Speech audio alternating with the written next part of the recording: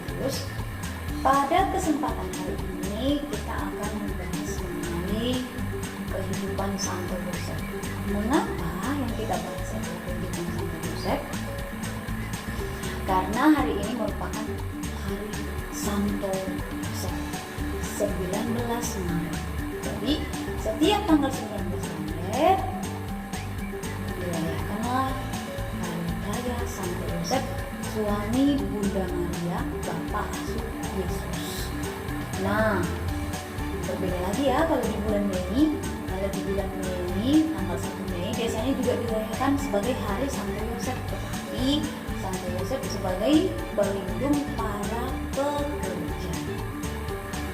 Nah, khusus hari ini kita akan memperingati Santo Yosef sebagai suami Bunda Maria dan juga sekaligus menjadi pelindung para suster KSSY. Ya, masih ingat kan KSSY itu apa? KSSY itu adalah singkatan dari Kongregasi Suster Santo Yosef. Nah, Kongregasi Suster Santo Yosef memilih Santo Yosef sebagai pelindungnya. Jadi suster-suster Santo Yosef itu selalu berdoa melalui perantaraan Santo Yosef, kiranya semua karya-karya yang ditangani oleh para suster, maka termasuklah sekolah kita ini, sekolah SD Santo Yesus ini di bawah naungan suster-suster Santo Yosef. Jadi karena dalam naungan Santo Yosef, maka wajiblah kita setiap tanggal 19 Maret setiap tahunnya kita rayakan secara meriah hari Santo Yosef. Santo Yosef adalah pelindung semua karya-karya yang ditangani oleh para suster KSSY. Kita juga berada dalam naungan yayasan yang ditangani oleh KSSY, maka harus kita rayakan juga pestanya, ya kan? Nah, sebelumnya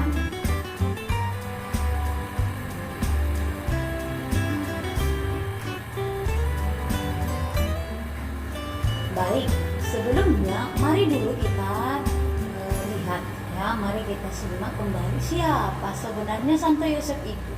Ya, ada yang sudah kenal Santo Yosef, pasti sudah kenal, ya kan? Ketika pembelajaran karakter, atau mungkin ketika wali kelasnya bercerita, atau mungkin ketika membaca kitab suci saat pelajaran agama, ya kan? Nah, jadi untuk semakin mengenalnya, mari kita simak dan dengarkan kisah tentang Santo Yosef. Nah, Yosef atau Yusuf, ya, Yosef dalam perjanjian baru, ya kan? Dalam perjanjian baru, Yosef, Santo Yosef adalah pria tunangannya Maria. Oke?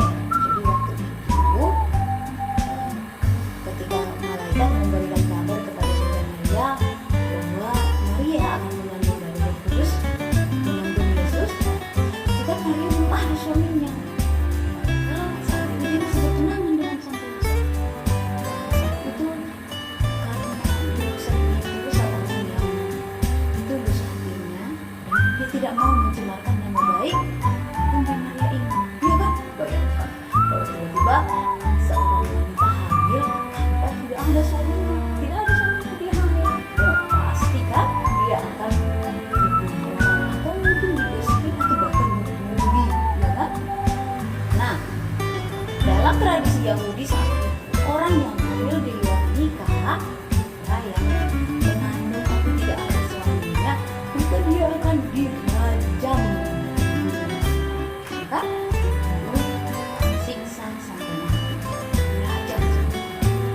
Saat itu Yosef kan sudah bingung, kok tiba-tiba ya, kok ada tunanganku itu nggak mungkin lah, saya kenal kok Bunda Maria.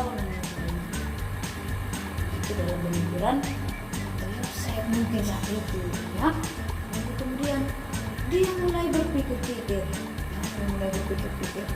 ini ajalah, aku ceraikan aja lah Bunda Maria itu, kan? Ceraikan aja lah Bunda Maria itu, biarlah aku yang disalahkan. Itu kata Santo Yosef dalam hatinya. Dan kemudian suatu malam Santo Yosef tertidur. Ketika dia tertidur, malaikat Tuhan datang kepadanya dalam mimpi dan mengatakan, "Jangan takut, hai Yosef, mengambil Maria sebagai istrimu. Anak yang di dalam rahimmu itu adalah dari Roh Kudus. Dia akan menyelamatkan umat manusia. Dan hendaklah engkau menamai dia Yesus." Lalu kemudian ketika itu Yosef mulai terbangun. Dia terbangun. Lalu kemudian dia segera pergi dan kemudian mengambil Maria sebagai istrinya. Lalu kemudian Yosef pun berusaha untuk menyelamatkan dan menjaga Yesus sampai akhirnya Yesus besar. Ketika Yesus dilahirkan waktu itu kan mereka juga dikejar-kejar oleh orang jahat yang ingin membunuh Yesus. Kan Herodes yang ingin membunuh Yesus. Tapi saat itu Santo Yosef menerima selalu di dalam mimpinya pemberitahuan dari malaikat Tuhan. Coba bayangkan kan, kalau berarti Santo Yosef itu seorang yang sangat dekat dong dengan Tuhan. Benar kan? Buktinya mana? Buktinya dalam tidurnya pun Tuhan mau datang melalui para malaikat. Coba kita, pernah nggak kita bermimpi Tuhan datang sama kita melalui malaikat? Misalnya, Suster Claudia, bangunlah, aku memanggilmu, kata Tuhan Allah. Betapa bahagianya Suster kalau misalkan tiba-tiba ada suara yang seperti itu, kan? Nah, pada umumnya kita bermimpi tentang Tuhan Allah karena kita memang dekat dengan Tuhan Allah itu sendiri. Yosef dia dekat dengan Tuhan Allah, maka dalam mimpinya Tuhan berkata kepada dia melalui para malaikat-malaikat yang datang. Ya, malaikat Gabriel yang memberitakan. Nah, sampai akhirnya Yesus pun dilahirkan, dan kemudian Yosef menyelamatkannya, membawanya menyingkir ke Mesir, dan akhirnya kembali lagi ke Nazaret. Dan selama di Nazaret, Santo Yosef itu membiayai hidup Maria dengan hidup Yesus dengan bertukang. Jadi Santo Yosef itu adalah seorang tukang kayu.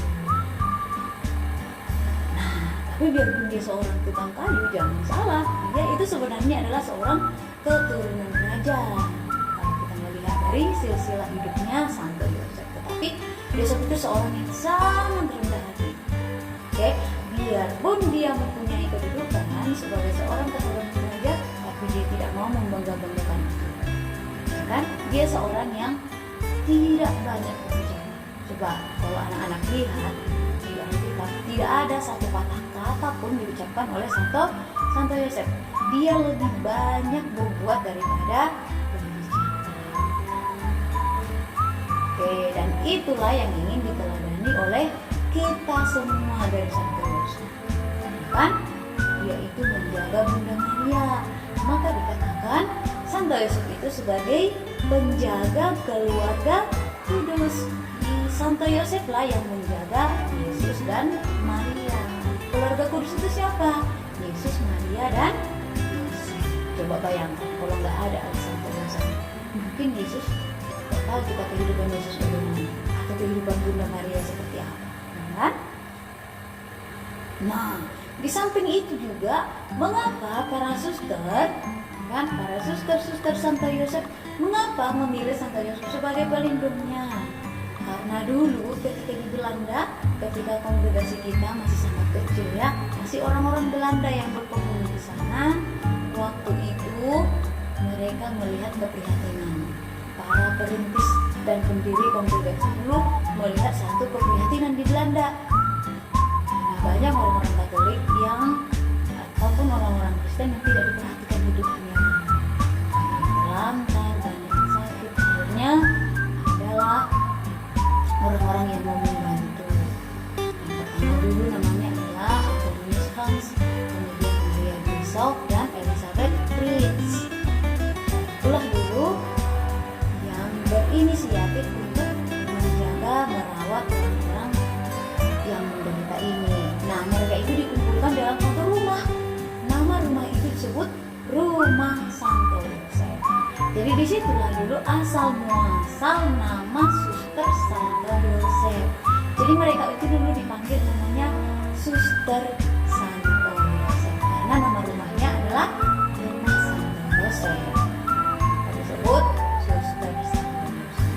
Nah, akhirnya berkembanglah, kemudian membentuk satu organisasi, satu ordo, satu kongregasi, sahlah oleh Paulus. Nah, perkembangan berikutnya setelah dari Belanda, maka perlu melebarkan sayap sampai ke Indonesia. Nah, di Indonesia para suster itu pun sudah mulai berkarya. Dan tentu banyak sekali tantangan yang mereka hadapi. Kan? Kalau kamu nanti belajar tentang pendidikan karakter, kamu akan mendengarkan cerita mengenai awal mula terbentuknya kongregasi Suster Santo Yosef di Indonesia. Dan selama masa itu dirasa Suster-Suster Santo Yosef itu banyak sekali berdoa melalui perkataan Santo Yosef dan banyak mengalami penyelenggaraan ilahi. Akhirnya dengan kokoh, dengan yakin para suster mengimani Santo Yosef sebagai pelindung. Kita juga bisa menjadikan Santo Yosef itu sebagai pelindung kita. Yang penting kita